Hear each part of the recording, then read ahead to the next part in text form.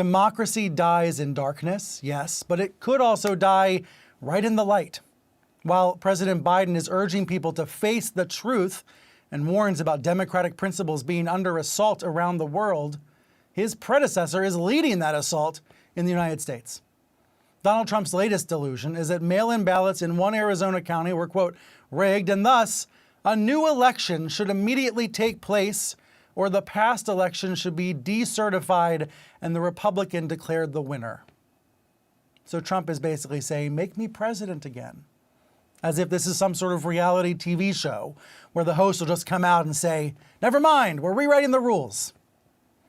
Of course, the big lie is a never-ending, it's a present tense story. This NBC headline pointing out the Trump stolen election lie is on the ballot in 2022, as so many Republicans are being pressured to agree with his falsehoods and to take anti-democratic actions. With this as the backdrop, Peril co-author Robert Costa will join me in just a moment. But first, a media critique from a Democratic voting rights attorney. That's Marc Elias. He's the founding partner of Democracy Docket. He wrote this week about how peddling these lies can topple democracy. He says we are one, maybe two elections away from a true constitutional crisis. Marc, thank you for coming on the program. Thanks for having me, Brian. You've been critical of CNN at times. You were critical of this show last week. So I want to hear what your number one critique is of how the news media is or is not covering threats to democracy. Yeah, so first of all, thank you for having me on. And I am usually more praising of your show than critical. And I want to be clear at the outset of that. The problem with the media is that it treats certain aspects of democracy as sacrosanct. So, for example, any encroachment on the First Amendment right to publish newspapers or to curtail the media or to take action against the media is uniformly denounced by the media in absolutist terms. But when it comes to free and fair elections, there tends to be more of a nuanced and sliding scale that the media has. So, for example, this morning, Jake Tapper did a great job in asking Adam Kinzinger about his opposition to the John Lewis Voting Rights Act. So kudos to Jake for doing that.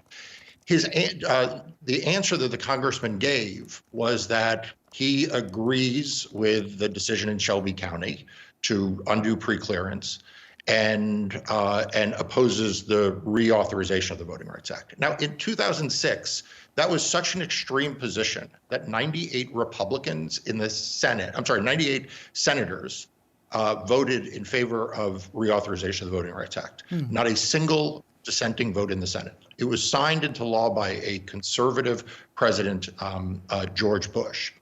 And yet here we are in 2021, and Adam Kinzinger actually marks kind of the midway point in the press coverage of democracy because of his position on the January 6th Commission, rather than representing a still extreme position in opposing voting rights. So that's really my main critique, is that the goalposts have been moved, and for everything other than the press's coverage of press freedoms.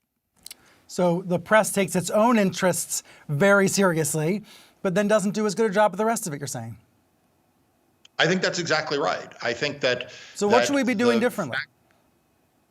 I'm sorry. So what should we do differently in concrete ways? Feels to me like every day there's this slow gathering storm. We see this Democratic backsliding happening. But what should the nightly newscasts and the newspapers and the AP and Reuters do on a daily basis differently?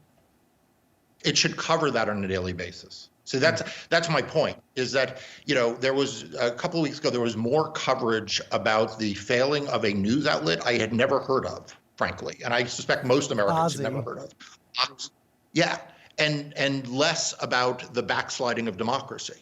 So rather than treating it as a one-off story here or there, treat it like we treat COVID coverage. Treat it like we treat other major stories that pose existential risks to the country by covering it every day in a clear pro-democracy slant, not an unbiased slant, a pro-democracy slant. there's a new book out by Molly Hemingway. She's a Fox News contributor. It's called Rigged. It's supposed to be, like the intellectual argument for how the election was stolen, through big tech and through the media putting its thumb on the scale, et cetera. And Hemingway's been all over Fox in the past week, and she has been calling you out, among others, because you are viewed as this Democratic lawyer boogeyman who is out to, in their minds, steal elections. So, how do you handle that intense scrutiny, that coverage, that criticism from right-wing media? So as you can tell, anyone who follows me on Twitter knows, I tend to take it head on because I think that ignoring it, and this is one of the things, by the way, your show does extremely well, and frankly, I wish all of the media did what your show does, is you don't ignore the right-wing misinformation, disinformation. You take it head on. So that's really what I try to do. I try to call it out. I try to point out the inconsistencies and absurdities of it. But otherwise, we just need to keep our eye on the ball of focusing on protecting democracy going forward. I appreciate what you said about this program and about, some people are trying to call attention to this every day, every week. I think CNN every day is sounding these alarms. And one of my fears is that other networks, other major outlets are not. And they're going to regret it years from now, right? Isn't this ultimately about, let's not have regrets 20 years from now? That's exactly right, Brian. I can't speak to what it means for ratings tomorrow or next week. What I do know is that 10 years from now, 20 years from now, when your children and your grandchildren look at this moment in time, they will celebrate those people who spoke forcefully and called this out. And they will be ashamed of those people who hid in the shadows and created a sense of both sides. So I agree with you. Marc, thank you for coming on. Thank you for having me.